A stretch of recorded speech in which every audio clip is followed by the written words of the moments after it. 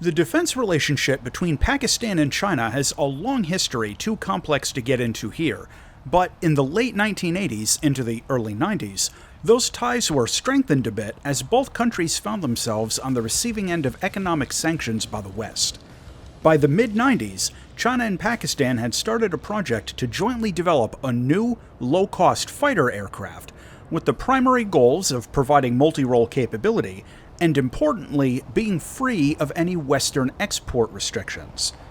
Despite this, Pakistan still wanted a few Western companies to provide some of the electronics equipment, but more sanctions in the late 90s caused those deals to fall through or get postponed.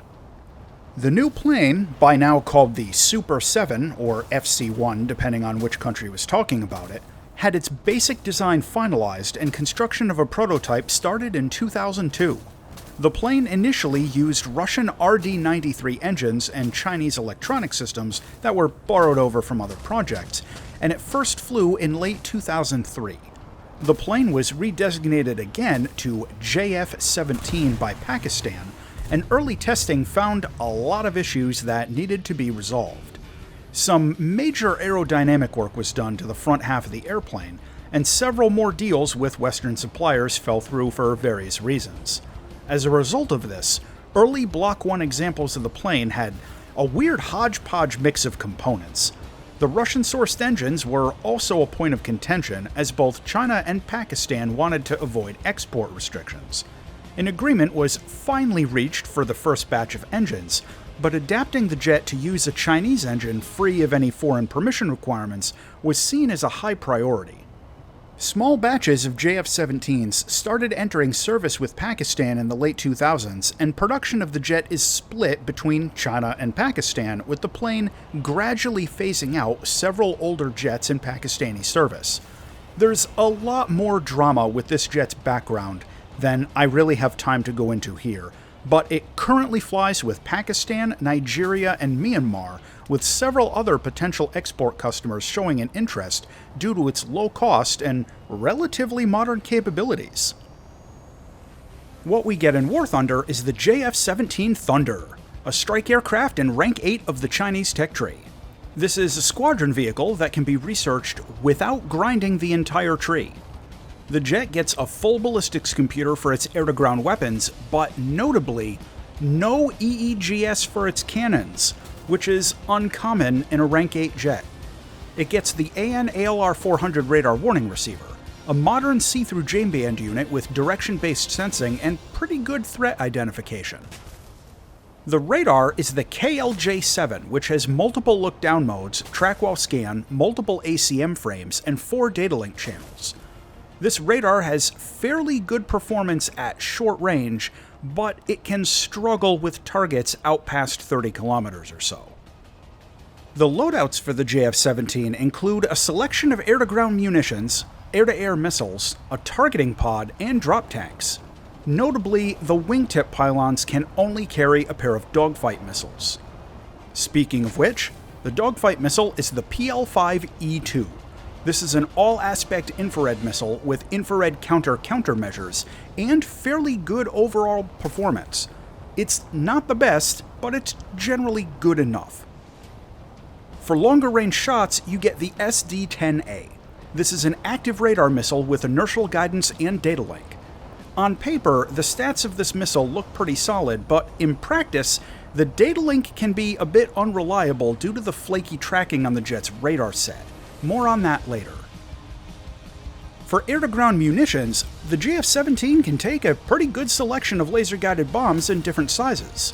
The smaller GB-250s have inertial tracking, but they're also the lightest hitting of all of the options. The Firesnake 90 missiles are new with the JF-17. These are smaller laser-guided rockets fired from a conventional rocket pod, and they seem to have a lot of trouble tracking at short range. They also lose energy pretty bad at longer ranges, and they don't hit very hard individually. Kind of a situational weapon. The jet can also take 2 types of GLONASS-guided glide bombs. These can be useful for attacking from above cloud cover, and they provide very accurate targeting against fixed points out on the ground. In terms of its flight performance, the JF-17's flight model is really weird, and I honestly expect it might get patched and changed at some point. The engine outpowers the airframe, which gives it a fairly good rate of climb and okay acceleration, but it also means it can fly itself apart in level flight if you don't watch your airspeed. Add to this that its maximum speed is actually pretty low for a top-tier jet, and opponents can often just run away and deny dogfight engagements. In terms of actual dogfighting, the agility of the JF-17 works like a champion. It can pull high AoE turns and just generally has extreme agility in most situations. If you go for max pull in a maneuver, the energy retention won't be very good, and it's easy to find yourself out of energy pretty quick in a sustained dogfight. But if you're careful, you can work yourself into an energy sweet spot right around 550 kilometers an hour, where you can still pull competitive maneuvers and maintain your speed pretty well if you just ease up on the stick a little bit. The jet has useful air brakes but no combat flaps, which is fine because it doesn't really need them. When you take the JF-17 into air battles, there are a couple of things to keep in mind right up front.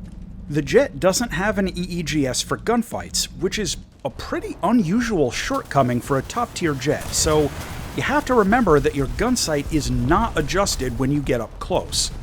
Also, it doesn't have helmet-mounted targeting, either for its radar or its dogfight missiles. This actually ends up being more of a shortcoming than you might initially think during close-up knife fights, but you can mitigate it somewhat by using the different ACM frames. For mission profiles, the radar struggles with accurate targeting at longer ranges, so doing BVR stuff won't be as reliable as it is in a lot of other Rank 8 jets, at least if the targets are making any effort at all to evade or counter. I had the best success with air combat flying this in low and trying to take missile shots between about 5 and 20 kilometers, close enough that the SD-10s could usually fly hot off the rail, or that I could get a good lead angle with the PL-5s. It's also worth mentioning that the max load of 6 air-to-air missiles is a little light for Rank 8, so unless you're very picky and safe with your shots, you might find yourself running out more often than otherwise would happen in comparable planes. For ground attack and air battles, this jet can take enough ordnance to knock out a strategic base and still do some air combat, or fly out with rocket pods and clean up AI ground units. As a reminder, despite its great dogfighting performance, this is classified as a strike aircraft, so don't let anyone shame you for using it for, ground strikes. Now, in close air support, your guided munitions are all laser guided, so you're at the mercy of the overcast cloud meta. I had more consistent results from the laser-guided bombs instead of the fire snakes, but both are worth a shot to see what works best for your particular playstyle. Visually, the JF-17 is a great-looking aircraft, and it gets some pretty slick-looking paint jobs. The solid green Pakistani one with the flag emblem on it is probably my favorite, but really all of them look pretty good. Landing this jet is fairly basic for a top-tier plane. You can drop gear and landing flaps at about 500 kilometers an hour, and the plane gets a landing chute, which helps reduce the landing run by quite a bit. Generally, it's beginner-friendly for its landing performance.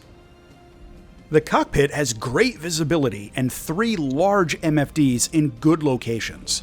It doesn't get a helmet-mounted display, which can be a bit of a disadvantage in Rank 8, but past that, no real complaints. Good cockpit. To close out on the JF-17. This plane has great dogfighting performance, it can take multi-role weapon loadouts, and it's a squadron vehicle, so you can skip the tech tree. However, no EEGS for the cannon, no helmet-mounted targeting, it's got a low top speed, and it carries fewer missiles than most other Rank 8 jets.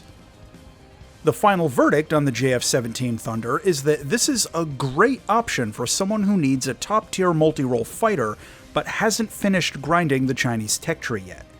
It's beginner-friendly for a top-tier plane, and if you get good with this despite its shortcomings, those skills will transfer very well to other top-tier aircraft. As always, thanks for watching, and if you enjoyed this video, check out this other one.